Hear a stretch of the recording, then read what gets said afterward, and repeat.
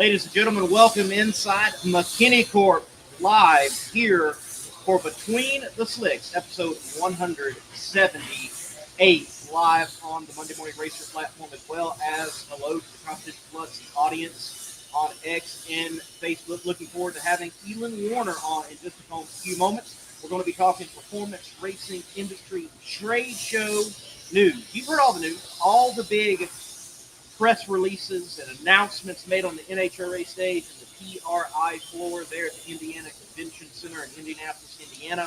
We're going to go over those. We're going to dive in, and I definitely think Elon is the perfect individual to do that with his many, many years of work in public relations, and in particular with NHRA drag racing, from the NHRA itself, the teams, the tracks such as the Texas Motorplex, personalities such as John Fords. Get his take on it and get your take on it. Join us in the discussion in the comment section. If you would, hit the like button, hit the share button, get the drag racing fans to join in right here on Between the Slicks.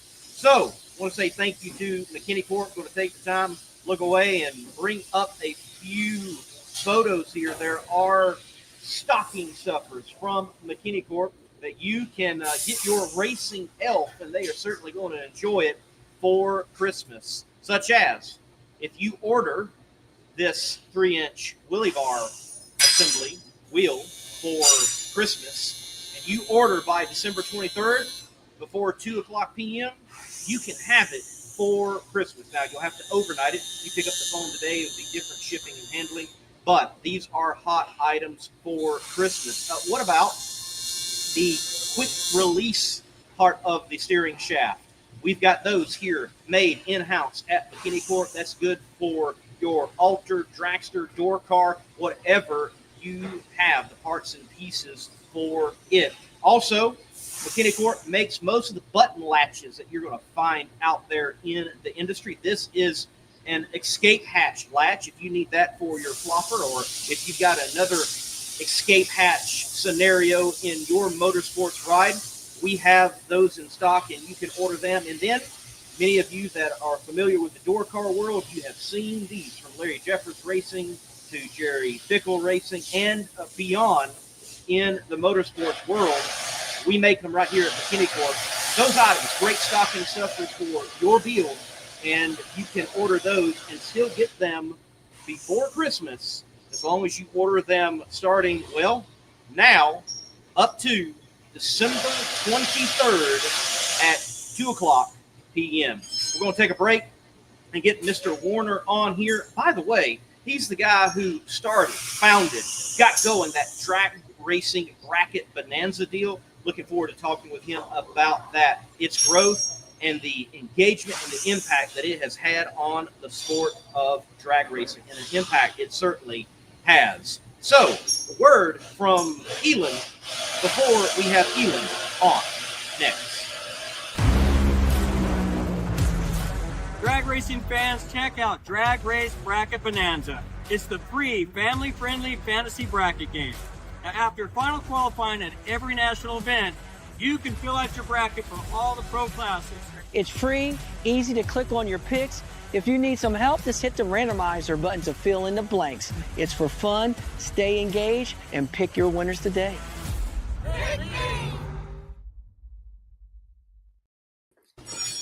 Elon Werner, man, welcome to the show. No stranger for sure.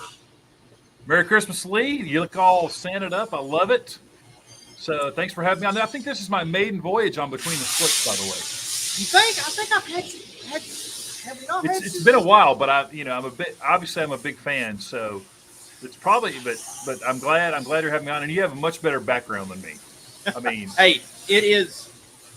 Praise the Lord, man. I love coming in to shop at McKinney Corp, handling social media and PR things for them. It is a blessing to be doing this. Murph McKinney is such a cool dude to work with, and there are so many talented people behind the scenes, and I love what is behind me. You got Colton back there working on a Heritage Series funny car, and it astounds me the work that goes into getting a funny car body ready. I say it routinely, but now when I see a funny car body explode, and it's exploded to smithereens, I don't just think money anymore. I'm like, the man hours. The man hours, Hours exactly. that go in is insane. Yeah, it's so like, when I worked with John Force Racing, when I worked with Coletta, they would get the carbon fiber body, and then it was like, oh, we got a new body, and then it was like, then the real work began with all the tin work and the frame, and just getting it just like, I don't even know how to really, like, if someone didn't have any idea of what it meant, it would just be like, it's just so much work goes into those things. And you're right, when we see those things blow up, that's the same thing I think of is there's some guy in Brownsburg or Ypsilanti that's just got his head in his hands of just like, oh my gosh. Right. Here, it's happening. Yeah, exactly. The process is so long. It is at least a month of work. A normal 40-hour work.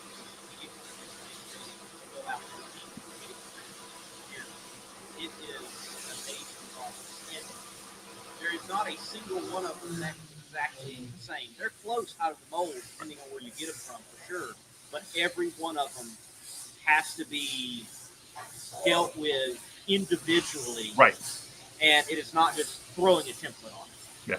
And to me, I was just sitting here thinking of what like stick and ball sport analogy could I come up with, but it's like getting a baseball glove. You get a baseball glove, and it's the hard leather, and you have to work it and break it in and get it molded and get it just the way you want it.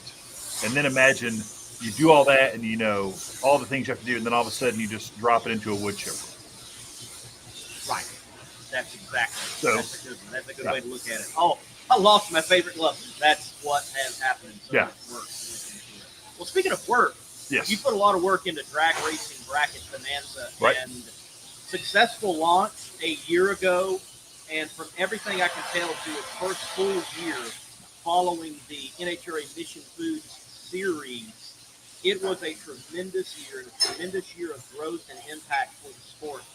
Elon, congratulations. Thank you for what you're doing. Give us the rundown on Drag Racing Bracket Bonanza. Well, we finished the first full season, which was fantastic. I mean, we doubled our players, which was our goal. We just wanted to continue to have it grow.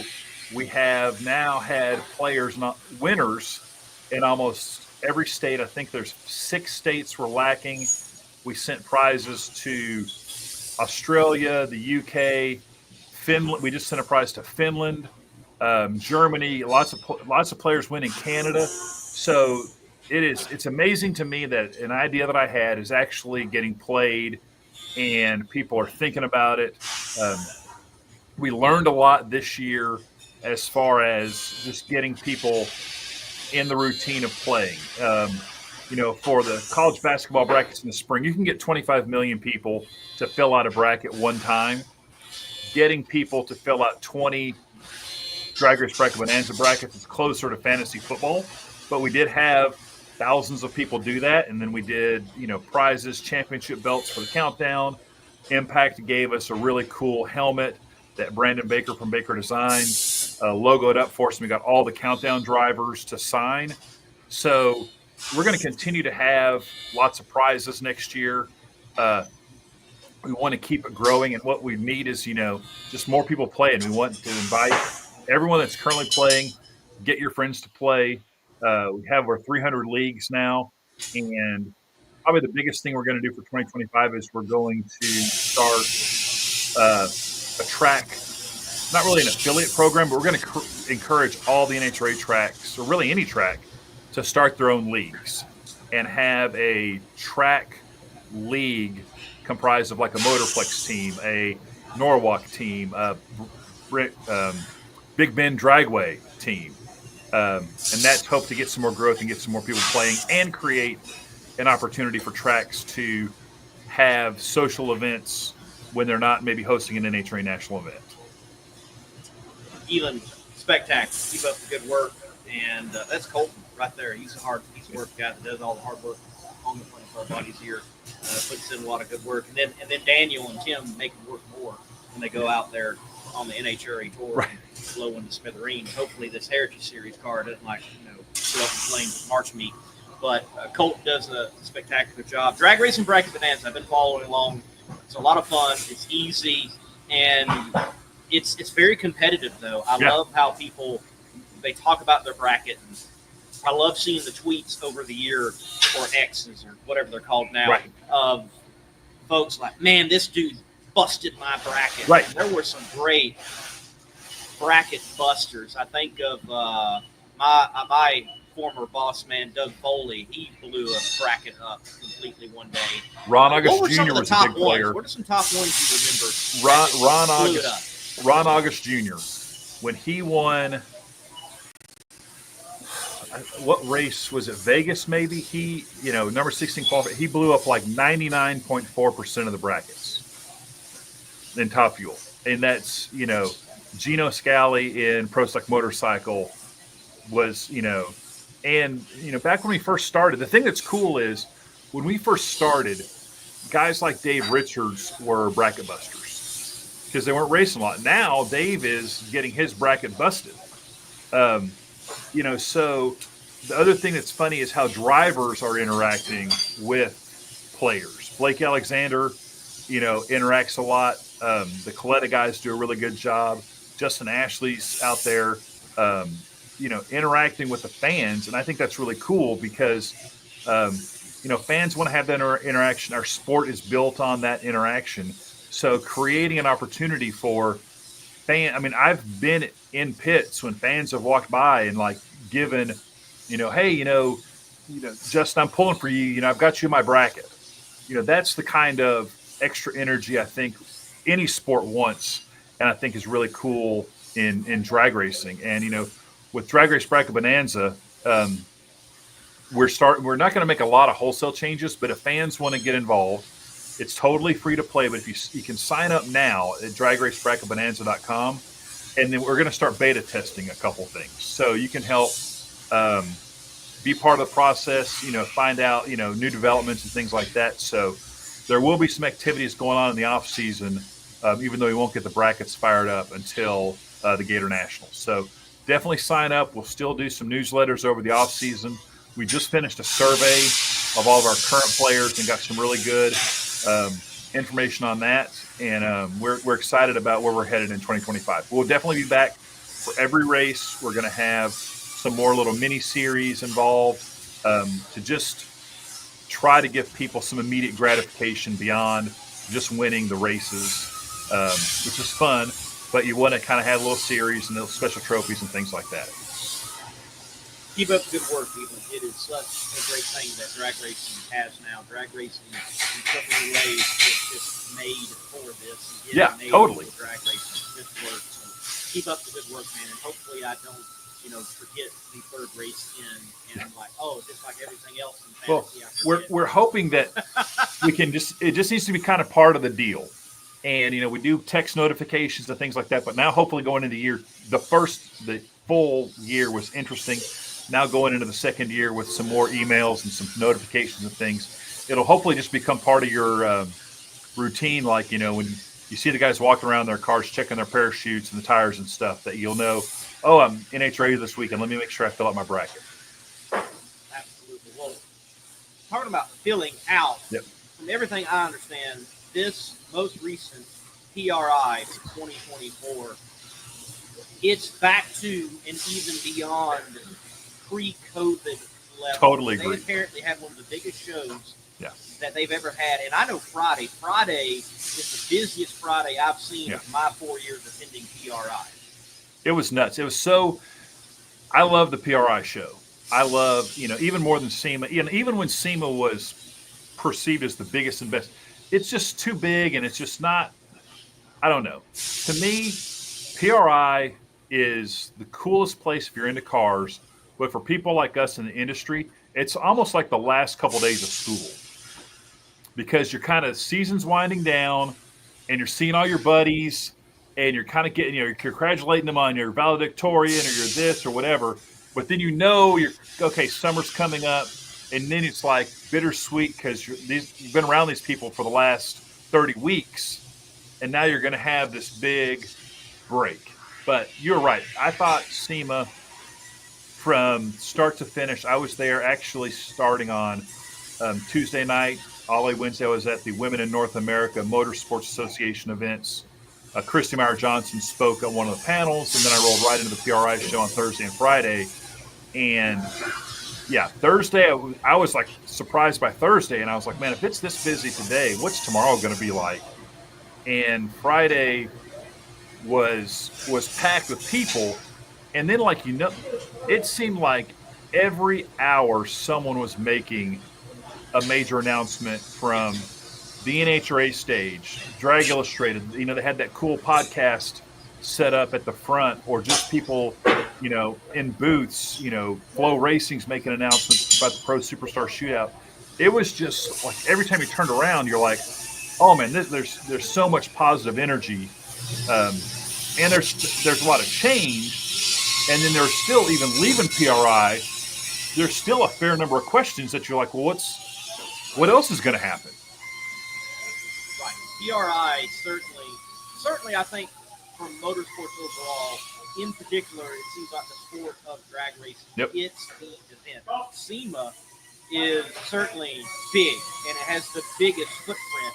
But I would say, as impact, it's PRI. It's the one you got to go to if you're truly in motorsports. And again, it showcases to be that, because we have these major announcements. Now, something I've started noticing, Elon, and I noticed it last year, that it really began to pick up steam.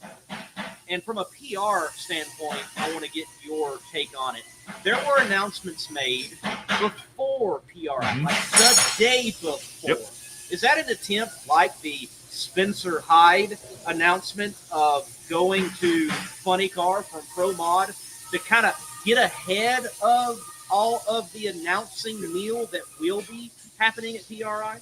Yeah, I think on the PR standpoint, we did that when I was working with Justin Ashley. We actually knew that deal was going to happen at the World Finals, and we made a conscious decision to not say anything about it at the World Finals, but to wait until the Tuesday before PRI to announce it, to basically create the buzz going into PRI.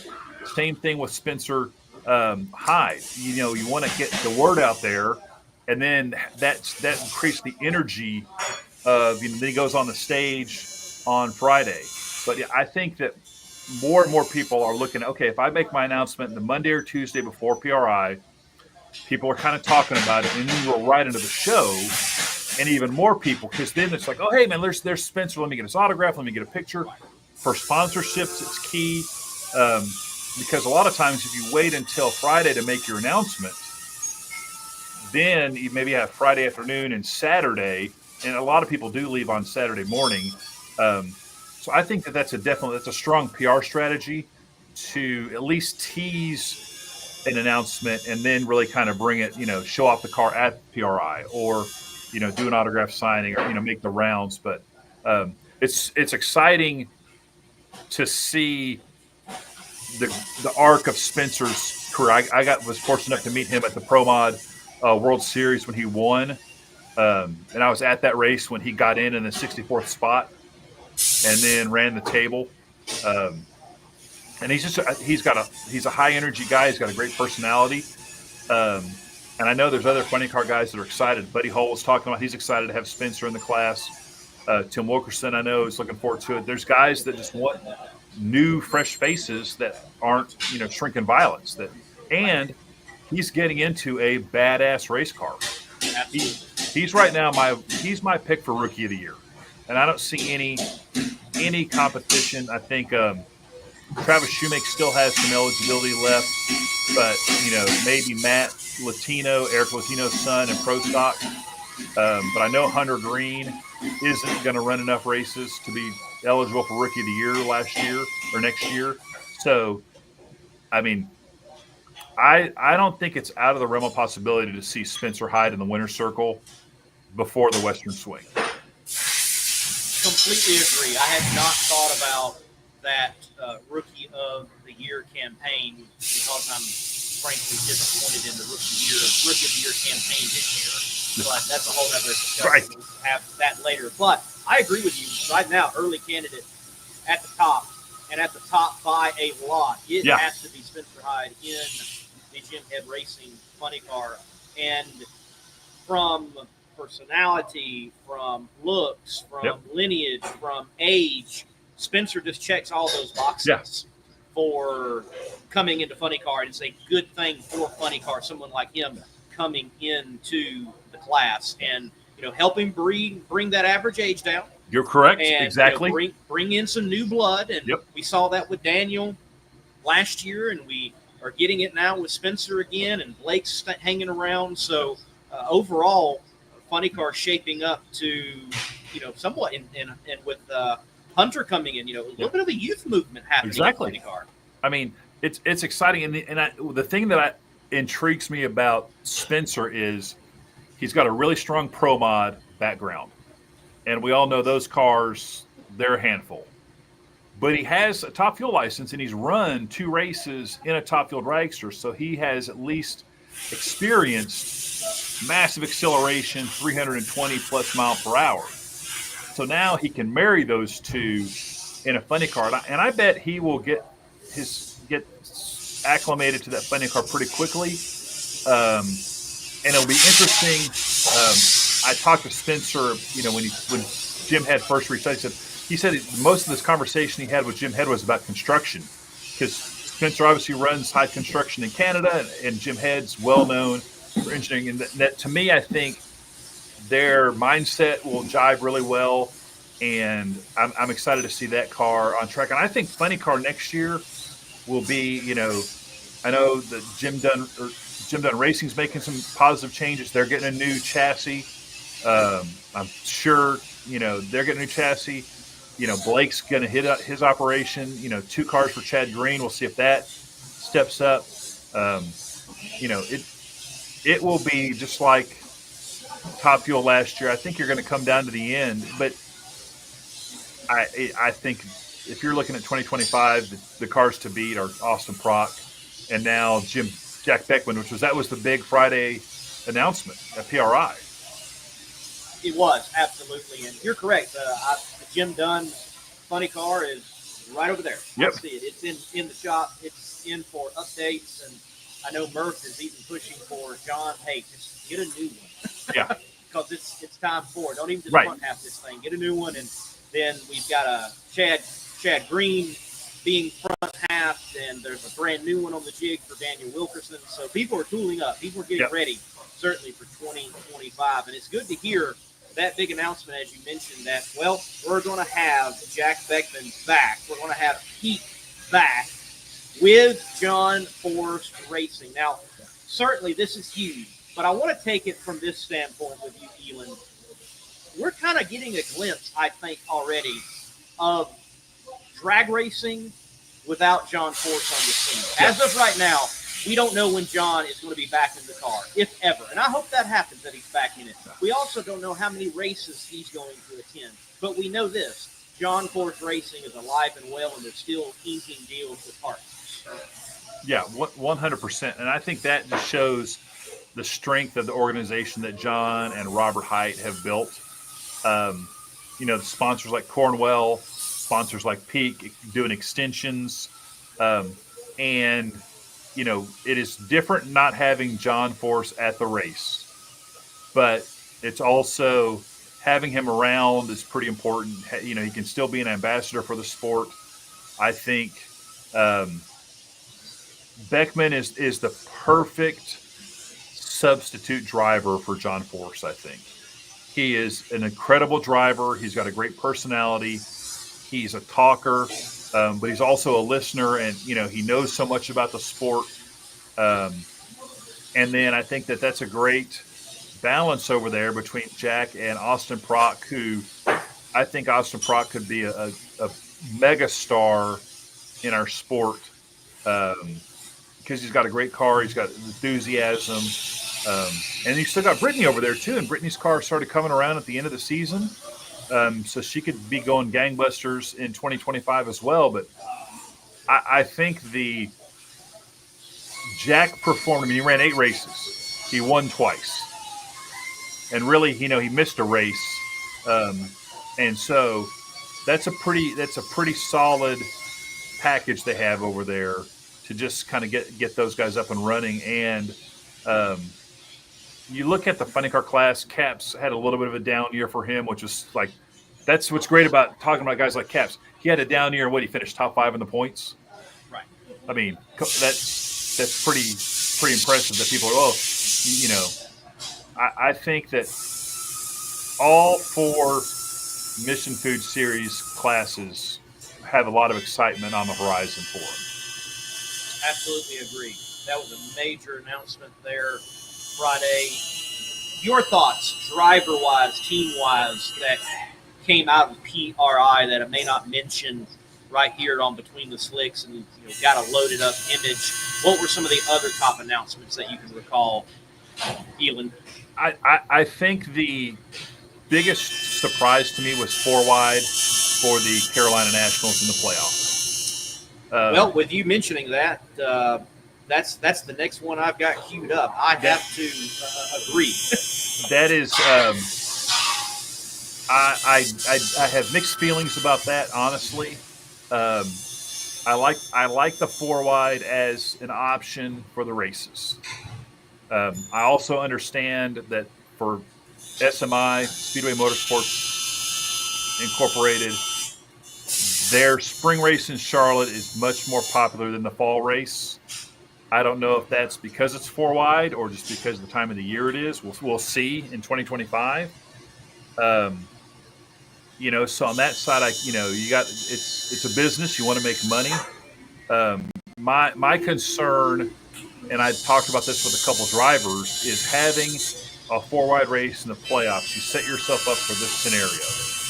And I'll just pick 2 drivers. Let's just say Justin Ashley and Sean Langdon are 1 and 2 in the points, or 1 and 5 in the points, and they're trying to, one of them's trying to close the gap. First quad, Sean Langdon beats Justin Ashley. They finished 1-2. Second quad, Sean Langdon beats Justin Ashley. They finished 1 and 2 and advance to the final quad. In the final quad, Sean Langdon smokes the tires, and Justin Ashley wins the race. That's a 40-point swing, and if Sean Langdon's trying to close the gap, he's like, I already beat this guy twice today. Right. Now, that's where I see but it will create excitement. And if you want guys, you want to create drama, have Tony Stewart beat Doug Coletta twice, and then have something weird, which we all know happens in 4 wide in that final quad. And I think that will definitely create the opportunity when you talk about looking back at races and where a championship may have swung coming down.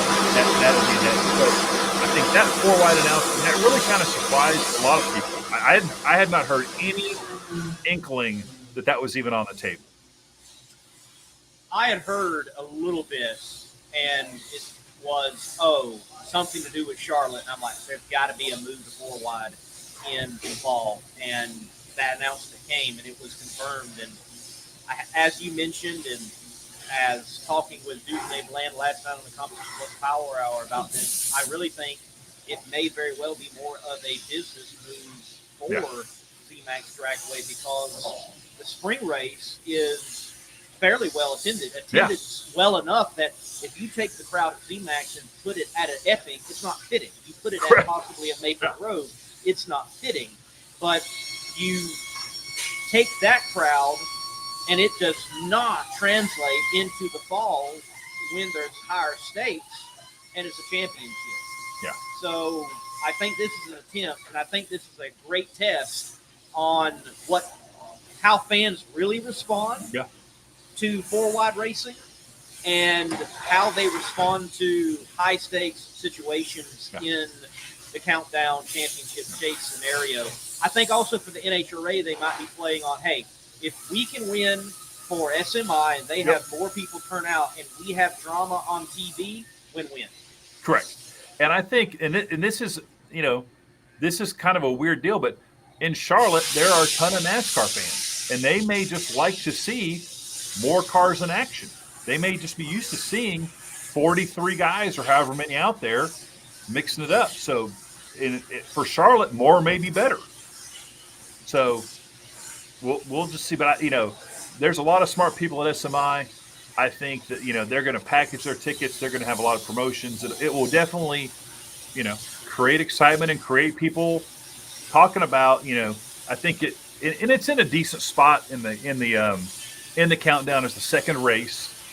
So it's not if you stumble there, it's not going to wreck your countdown championship chase opportunities, but it definitely could create some hurdles. Absolutely. I just think back to, what was it, 2 years ago now, I believe it was. You've got that squabble between John Langdon and Josh Hart. That was Vegas 2 years ago. If that happened in the fall, yes, that's lifetime carrying on. that is lifetime grudge activated. Yes. So, so that announcement was big, and I'd also the NHRA talked a little bit in Indy about adding kind of these showcase races, and that to me is also an exciting opportunity. Getting back to Georgia, you bring in a handful of top guys, Nitro, Funny Car, Pro Stock. I'm not sure exactly what the makeup's going to be, but give people a taste and help some of these mid-tier tracks sell some tickets. I think that's going to be a really interesting development. And you see a lot of leagues, like the NBA is doing the NBA Cup right now. That's a total ripoff of how European soccer, they have their in-season FIA Cup type deals. Could we see this being the first steps of a mini race series inside the Mission Food Series? If you had 4 or 5 tracks that you had these regional races at, that could be kind of a fun sub-series, all-star race kind of deal. I love it. Anytime you can put Top Fuel Dragsters, Nitro Funding Cars, Pro Stock Motorcycle in front of a new group of fans, you'll sell tickets to national events. And that's a cool track. I think the ownership there is really excited about it. I think they're going to do some really cool things. I just hope that that it is successful, because I think NHRA would like to do a couple, 2 or 3 of these a year. Huge announcement, and an announcement that I've been looking forward to for a long time. Not just back to a month and a half ago, talking to Glenn Cromwell and asking him specifically, how do we take NHRA drag racing to markets where it is not? Right. And we get that answer at PRI. And he told us, hey, big announcement coming at PRI on that. And that was this announcement, the inception of a showcase series beginning with the Peach State Showcase of Speed. And I think it's the right location. I think it's the right time of the year. I think it's going to be the right amount of cars when, the way they're talking. And these shows are successful in other places. I think of US 131 Motorsports Park with their Northern Nationals. I think of the World Series of Drag Racing at Cordova Dragway. There are already these type of shows that they're not NHRA drag racing, but they are match racing. And match racing built this sport to even to what it is today. And drag racing, in a unique way, in motorsports, can do, and it's advantageous for it to do, match racing and put on a show. So I've been advocating, hey, let's switch up the national event. Let's take different shows to different places, maybe even a door slammer only type national event. I love the NHRA saying we're going to do something a little different. With that stated, the NHRA today, after COVID now 4 or 5 years, how different is it from the NHRA when you began with John Force Racing many years ago? It's not terribly different, and I don't know that that's a good thing. I mean, and even going back before COVID, I was watching, you know, I do the TV show Talking Funny Cars with Buddy Hull that's on the NHRA's digital channel, the Fast Channel. And I was looking at some races from 1993, and it was surprising to me how many personalities are still in our sport that were doing things in 1993 that are still doing things in 2024. And the procedure's still the same, and the event's still the same. And that to me is, our fans have come back, which is great. But I think the product needs to be adjusted if we're really going to see major growth. We are still having a lot of the same issues on track, off track. I like having the new showcase races, having things like Bracket Bonanza is better. I think that the TV talent is solid. Things happening at the tracks. The NHRA at event marketing staff is way better, so much better at what they're doing when you're at the races in the pits. Hannah Rickards, Jason Galvin, Jason Logan on the NHRA stage, talking to drivers, talking to personalities. That is all a lot better. I think the manufacturer's midway is starting to come back.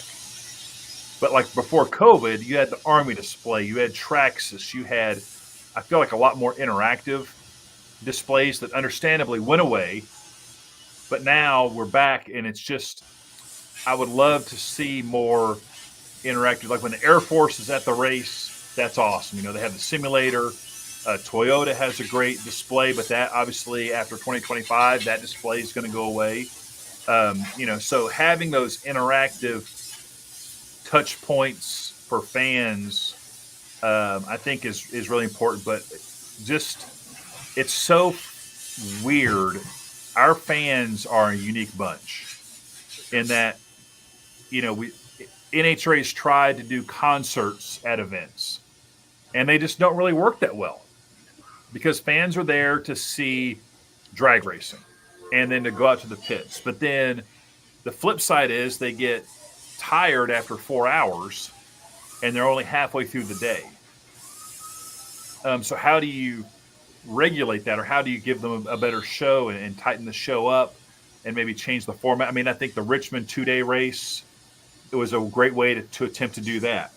I think a schedule like the Pro Superstar Shootout, where you do 3 qualifying runs on Saturday or Friday, and then a race on Saturday.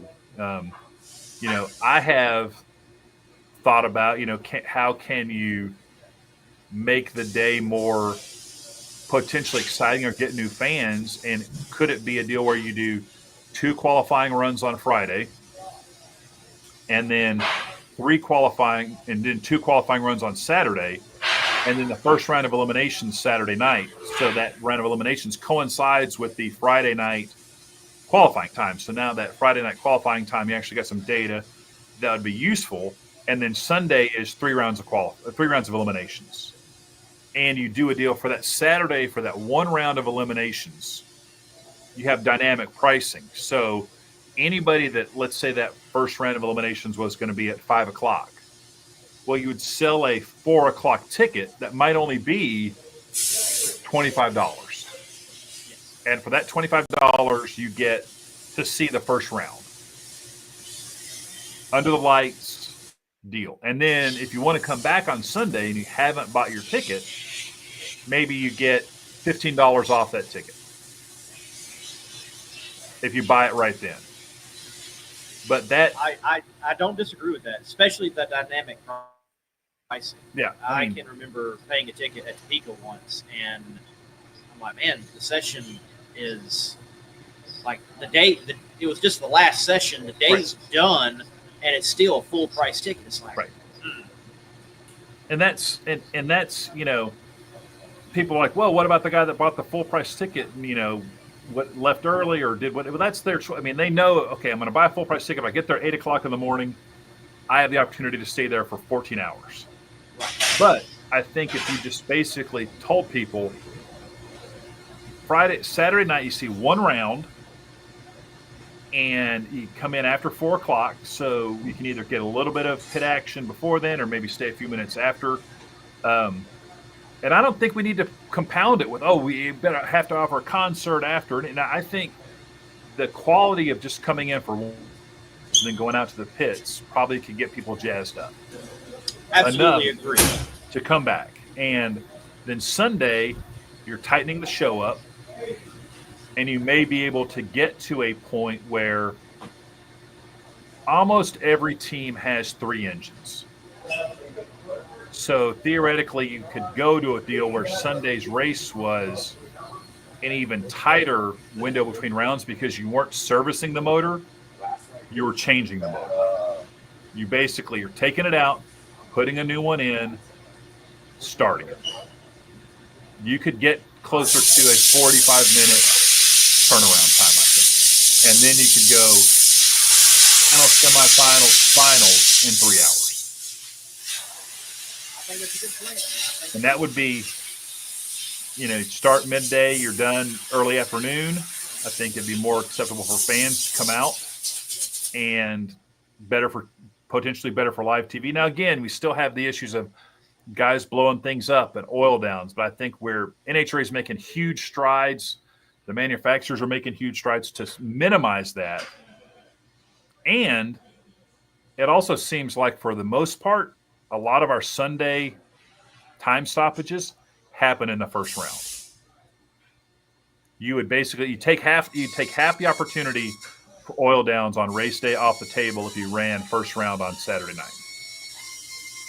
I think it's a good plan, and what I am excited about is I think we've got an NHRA right now that just might be willing to do something Agreed. like that at the right track. Agreed. I think if a track presented as, hey, we want to try this, I think they could make that happen. And I would encourage, someone to think about, okay, then your Saturday ticket becomes closer to your Sunday deal. So then you just have, the same price for Saturday and Sunday tickets. And it's just, there's a lot of people that want to push the race is what's important. Seeing the winner, seeing the competition, that's really, really important. And I get that. But there's another deal of, okay, let's just try to make money. Let's be entertainment. And that's, again, you're dipping your toe into the circus model, into the IHRA model, into the Supercross model, monster trucks of, okay, we're having a race that's a real race, real competition on Sunday. But on Saturday, you can get almost the same volume of racing, but just at a different price point. It's a different experience. Absolutely. And I think that does fit well for the drag racing fan because that's how I grew up. My dad and I, we never went to Sunday eliminations. It was always Friday qualifying. And Friday qualifying of the Southern Nationals up to, until I was a late teenager, there was always a true night session or early evening session and not wrapping up with Top Fuel into the evening. It was well into the night that Top Fuel was running. And the package was, okay, you're paying full price, but you're seeing so many cars going down the track, and you're going to get your money's worth. And then on top of that, you had most of the time fireworks and pyro and that show element towards the end to go along with the drag racing, but not to take away from the drag racing. So I think that fits for the drag racing fan. It wasn't until I was a young adult that I saw actual rounds of eliminations. And the first time that ever happened, Elon, it was a Monday rain-delayed Southern Nationals. That's what happened. Not going on Sunday. Yeah. And I think our sport, has, again, a diverse fan base, that there's people that just like to see cars. And they want to see as many cars as possible. And there's not anything you can tell them about.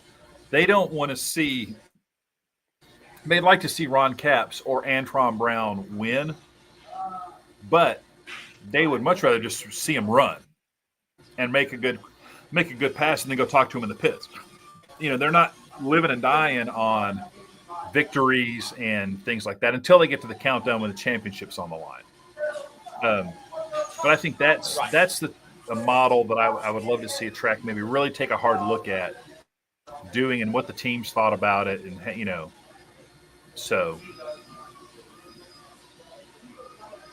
It's worth a shot for sure. Yeah. An announcement at PRI that, you know, it wasn't on the NHRA stage. It doesn't necessarily relate directly to the NHRA. And by the way, thanks, Drag Illustrated, for posting this. A few times I sent out a press release, and Elon, thank you for help pushing it, getting it out there. And Drag Illustrated is one of the few places that picked it up other than social media itself. So thanks again, Drag Illustrated. The Ferris group, Howard, Shane Ferris, they run the War Wagon, and they decided to purchase the Tim Wilkerson, Richard Hartman fuel altered, the first into the fours, the first over 300 miles per hour there at the Texas Motorplex. So they have now the War Wagon just being a tick faster all the way back in 2021, the fastest and quickest fuel altered in the world. I'm curious, with this announcement being made, did the Texas Motorplex already chatter and like, hey, we need to get that record of side by sides? Yeah, I think that there's a real possibility you could see them as part of the Stampede of Speed in 2025. I think I love fuel altereds. I think that could be another kind of getting back to the showcase idea of, are there opportunities that if they're touring pros that also have fuel alters or pro mods, could they run a Wednesday night fuel altered pro mod show in advance of the national event? Like, could some tracks, you know, to go back to that really old school Wednesday night nitro at, that's what made Englishtown. That's what made Atco, is those Wednesday night races. And then do that and then lead into the national event on Thursday, Friday, Saturday, and Sunday. But get something on the track that's a $20 ticket. And then, again, we all know, it's said time and time again, get someone to the racetrack, let them feel the ground shake, smell the nitro, get rubber on them. Once they see us run, they're fans. I think the more opportunities we can get to highlight, oh, you like fuel altered? Oh my gosh, you like fuel altered? Wait until you see, a nitro funny car. Wait until you see a top fuel dragster. And that's what we do at the Motorplex with the Texas Invitational. And we get caught up in, we're running top fuel dragsters versus fuel alters and funny cars versus pro mods and things like that. Is no offense to the people that come to the Stars Under Texas Music Festival that has racing as part of it. That's their first taste of drag racing. So they don't need to see a car go 330 miles per hour because, quite honestly, they're blown away by the burnout. Right. They've never seen a burnout before. So then they see a burnout and they see header flames. They don't care whether it's going 180 miles per hour or 300. They think it's just badass. Right. So more opportunities like that. And once you get people to the track, and that's a big hurdle the Motorplex has to overcome, Norwalk has to overcome, is that Seattle that are like outside of main cities, getting them to realize, oh, it's not driving to the other side of the planet to get to Ennis from Dallas. Right. It's not driving. I don't have to pack a lunch to leave Cleveland to go to Norwalk. Right. You can make it there without a bathroom break. But again, they have to experience that to really then go, oh, this is really cool. And Texas Motorplex doing so many good things with the Stampede of Speed, and have seen the invitational racing like Scott Palmer's Nitro Sideshow and what's happening leading up to it, and certainly have interactions with people. I can remember being in the pit of the concert, taking photos, and there was this couple. They're like, yeah, we've never seen anything like that. And if our schedule worked out, we didn't already have plans, we'd come to the national event and check it out, because we have never seen anything like that. So it's working. And I think that's kind of putting a bow on this. That's what has me excited about PRI. And we're kind of ending this. It's funny, you end the season, and you're also starting the season. It's because so many announcements are made. There's so many just cool things on display that guys are buying.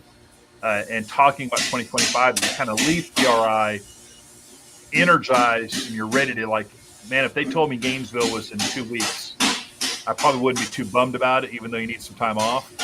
But the energy of PRI, the way they ran the show, and also I thought the layout is just so user friendly, and it's just like you're going around, and the way they have the media guys in places, and then displays and all that stuff. I thought if you get a chance to go to PRI, it's definitely worth checking it out. Absolutely agreed. Well, one of the last ones I want to touch on is IHRA. Yeah. IHRA partners with Verana Hybrid, Speed Sport 1 to boost racer purses and expand visibility. With this announcement, the big aspect to it of this return to glory for the IHRA is, well, Nitro Jam coming back for apparently 3 select events, and it's going to include Top Fuel and Mountain Motor Pro Stock and many other classes that were there in the glory days of the IHRA. This coming back from the IHRA, you looking at it as an announcement and a PR man, Elon, how do you think it translates in the world of drag racing?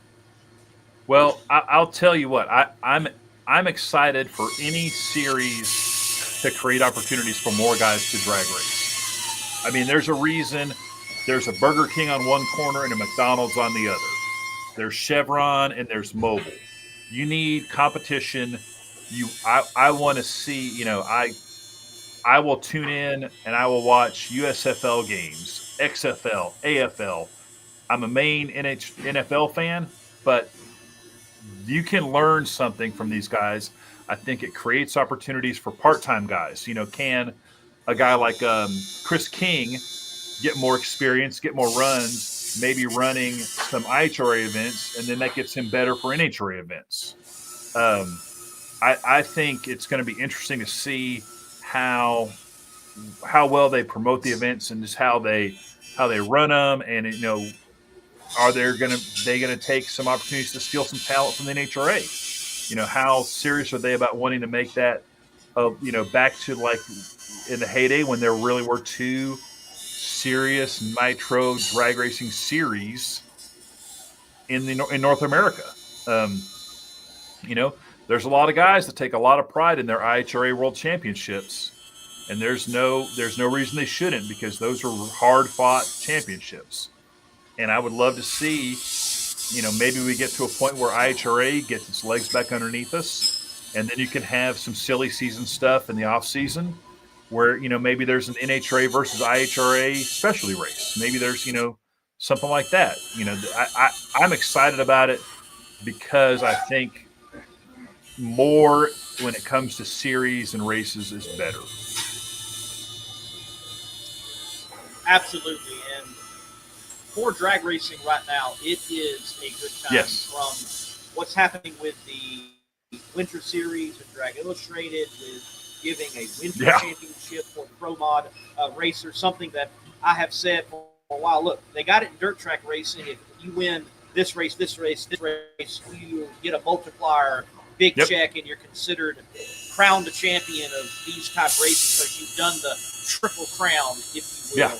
And we're getting that now in Pro Mod drag racing, and you've got Nitro Chaos and Funny Car Chaos, Fuel Altered Chaos. Chris has announced cryptically with a post on social media, and you have IHRA make an announcement back to Nitro Jam. You've got NHRA with its showcases speed there in the Speed Peach Stake. So it's good right now. Yes. And can I tell you, one last story about my true highlight of PRI? I was walking by and I saw Clay Milliken, and Clay's like, "Hey man, you got to see this." And he pulls his hand out of his pocket, and he has the biggest championship ring I've ever seen. And I was like, "What is that?" And he's like, "You're not going to believe it." He goes, he was at Rick Ware's shop, and Rick Ware said, "Hey, can you stay over a day? I've got, something special going on the next day." Clay's like, "Of course I can." Arby's executives flew in to Rick Ware's shop and presented everybody on Clay's team U.S. Nationals championship rings. So you need to get a picture of this because they are spectacular. And kudos to Arby's for stepping up and doing that for Clay's guys. But I'm not kidding you, Lee. It is as big or bigger than an NHRA World Championship ring. And we know those things have gotten out of control. But I thought that was really cool for Arby's to do that. Clay said they made a little pendant for Donna, his wife. But I think everybody on the team got U.S. Nationals rings. And so we need to get a picture of that online. But it was really cool to see, well-deserved for Clay. And I think there's up arrows for him and for a lot of people going into the season next year. That's honestly spectacular. And one that Arby's would do that. And I hope that means if they're willing to do that, there's more coming down the pipeline for Arby's and NHRA Drag Racing and Clay Milligan and Rick Ware Racing because, look, the U.S. Nationals is the biggest drag race in the world. It is the biggest motorsports event in the world. Now, when I say that, yes, I understand there's more ratings and more fans show up for right across town, Speedway, there to the east, and the Indianapolis 500. Not to take away from it, but in fact, the biggest motorsporting event in the world is the U.S. Nationals with like 1,000 competitors just about. Exactly. It is. It should get more recognition. It should get its ring.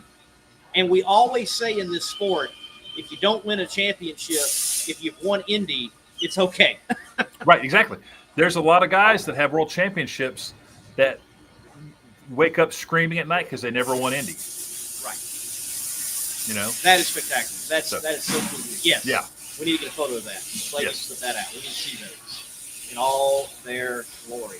Well, Elon, look, thank you for all the hard work you put in. Thank you. Promoting the sport. You do such a spectacular job for your drivers. And personally, thank you for how you have helped as well. Myself, Lee Kraft, Monday Morning Racer, and so many others, and getting the news out that's happening all around the sport of drag racing and in particular the NHRA. Thank you for your time. Keep up the good work, man. And it was good to see you briefly at PRI and look forward to seeing you at the track. Excellent. Thanks so much, Lee. You guys have a Merry Christmas. Tell Murph I said hello. We'll do that. We will let him know. So, folks, that over there is Elon Werner. We're going to take a break and then a few closing remarks. Thank you again, Elon. Thanks, Lee. McKinney Motorsports is your #1 source for all your chassis needs. McKinney Motorsports is the leading chassis parts supplier and fabricator in nitro drag racing. From custom tanks and fittings, full chassis builds, body mounts, steering components, fasteners, tabs, clamps, composite parts, and much more. Our household name in the racing world guarantees added performance on the track. Join our list of proven winners that spans over 50 years of racing experience. Folks, thank you for watching Between the Slicks, episode 178. Elon Werner, thank you again for your time joining in on Between the Slicks to talk about PRI, some of the big announcements in drag racing. Certainly a lot of them came from the NHRA. I feel like the NHRA had one of its best, if not the best, PRI it's ever had with true drag racing advancing announcements. IHRA with big announcements, and there were many other announcements as well for the sport of drag racing and beyond in the world of motorsports. Thank you for tuning in to each and every one of you. Merry Christmas. We might see you before New Year's, but if not, Happy New Year. Until next time, I'm Lee Kraft, a.k.a. the Monday Morning Racer. Hit the like button, hit the share button, and make sure you subscribe to the Monday Morning Racer YouTube channel. Until next time, God bless and keep the pedal to the metal. If you own a beautiful modern muscle car like this 1320 Challenger, I'm sure you don't want it stolen. Because the Challenger and many other modern vehicles have an easily accessible neutral release strap. That was your coin holder in your center console, and beneath that there's this red cord that someone can pop, put it into neutral, and potentially easily steal your car. But at Destroyer1320.com, they have the TDS, Theft Deterrent System, which is a cover over that strap using factory mounting points so that you don't get popped by a thief. So make sure to go to destroyer1320.com using promo code MMR for 15% off and get your theft deterrent system TDS and steal the thieves' hope.